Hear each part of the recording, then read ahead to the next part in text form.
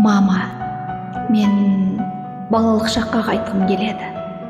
Қолыңнан ұстап жүретін, қағаздан жасалған қайық кемені жіберіп суға үгілетін, хабарым болмай ешқандай істен, мұны өмір сондай ұнайтын, жүрекке емес түзеге түскен, жарадан ғана жылайтын.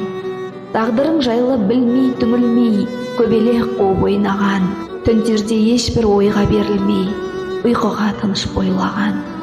Жаныңа жақын адамдарыңды жоғалтамын деп қорықпас. Әдемі бәрі керемет болып көрінген сонда айнала, махаббат, достық гүлдері толып тұратын барсаң қайда да.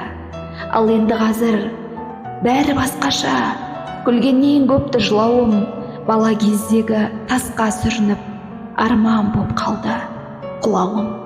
Жанымның мынау түгі қалмады, ит тағдыр кетті тістелеп, тілеймін кейде жүрекке түскен жара тізеге түссе деп.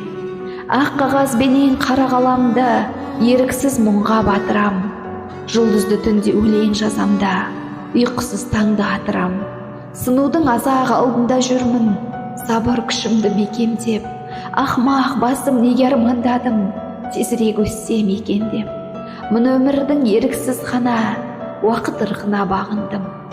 Апаршы мені өткенге мама, балалық шақты сағындым.